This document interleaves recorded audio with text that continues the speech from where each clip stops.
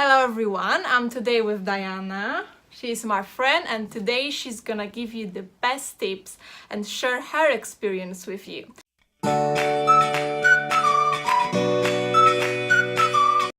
Hello everyone, and thank you so much for having me and hosting my new YouTube channel. My name is Diana Constantinide. I know it's a very long Greek surname. Even judges have difficult time of pronouncing my surname. So I'm a barrister, however I'm a dual qualified lawyer. That means I was practicing in Cyprus, in the Republic of Cyprus, and then I cross-qualified in the UK to become a barrister. My speciality, as they would say for dishes, it will be international criminal law and human rights. So that means I mainly deal with crime, international crimes, for example, war crimes, crimes against humanity, genocides, and that's what the main area of focus it is. At the same time, I'm actually a founder about, I would say 2 years ago, Rolesa, which is a legal organization that tries to integrate the legal profession. And what does that really mean is to provide services to the lawyers from different parts of the world and to have a concrete, solid advice as to how they can cross-qualify.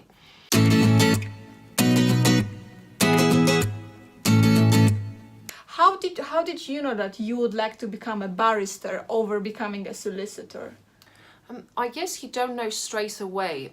Because I did practice in Cyprus, both of those professions, that means in Cyprus you do not differentiate between a barrister and a solicitor. So I did have the opportunity to experience for about 4 years what does that mean to be a solicitor and a barrister at the same time. So I did have my personal experience of what that means, and I knew that I had an inclination towards advocacy. I did love to be going to the court, not every time, but most of the times I would be enjoying the process of preparing for trials, examining, cross-examining, and the challenges of being a barrister. So I knew from, I would say, a gut feeling that barrister will be the one for me. And I do suggest you to kind of trust your intuition and your feeling when you decide to do something.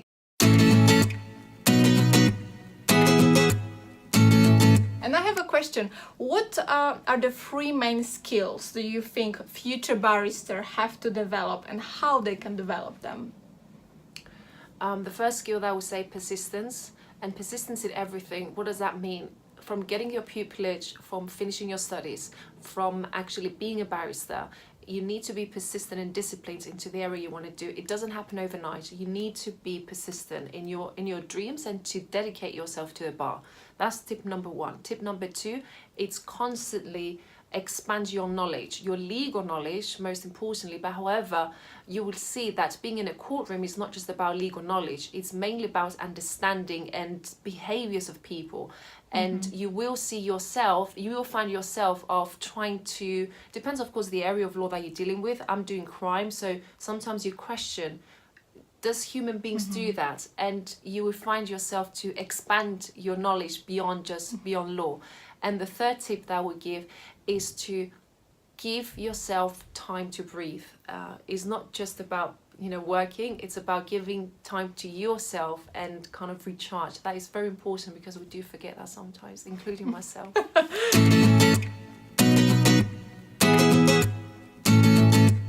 You mentioned pupillage. Yeah. Obviously, it's a very long and very difficult process. Yeah. And as you said, it requires persistence, it requires determination and motivation to achieve this goal. Yeah. How would you say that, what's the best advice for our law students and for everyone who would like to become a barrister in terms of getting a pupillage? So I would say the first tip is to, first of all, know yourself and be professional for yourself, first of all. And pupillage, it takes time. And the reason why it takes time is because I feel most of the times people do not trust themselves. They don't have the confidence, and that comes across. If you're not confident, how can they actually trust you with pupillage? Because on your second 6, so you have 2 6 during your pupillage. On the second 6, you will be on your feet. You will be appearing at the court. If they can't see, if they don't perceive that feeling, that they won't really be giving you pupillage. So it is a chemistry of reactions and feelings, I do believe.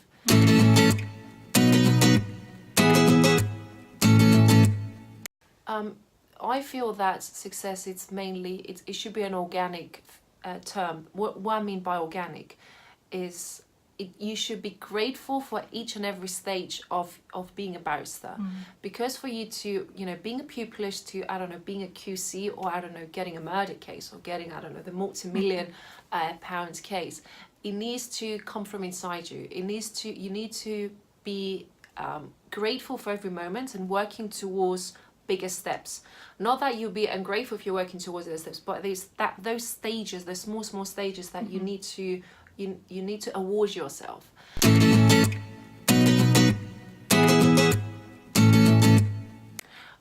I would say that most importantly is to be methodological.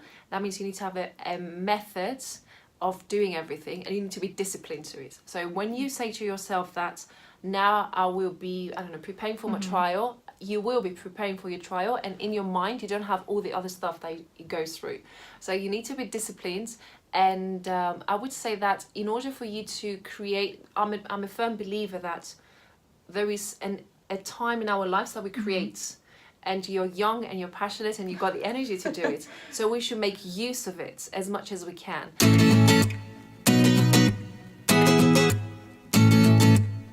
Anything outside comfort zone, I'm all about it. Just leave me out of that zone and I'm a happy woman. So, you know, of course, you know, developing yourself and self-investment, it is one of the things that you will never lose. It's with you anywhere you go, you know, with money, with jewelry and everything that could be stolen, you know. But if it's something internal, nobody can take it with you. So, and that it's in your mind forever and ever. Can you just share with us a bit, like a little tip, a situation where you step out of your comfort zone or you invested in your self-development? Yes, of course. So in 2000, so as soon as I finished my training in Cyprus to qualify as a Cypriot lawyer, as soon as I qualified, I started my own practice. Wow, that's brilliant. And I started it in the middle of the crisis, the financial crisis, 2013 in Cyprus. And I had everyone telling me, you're absolutely insane to do it.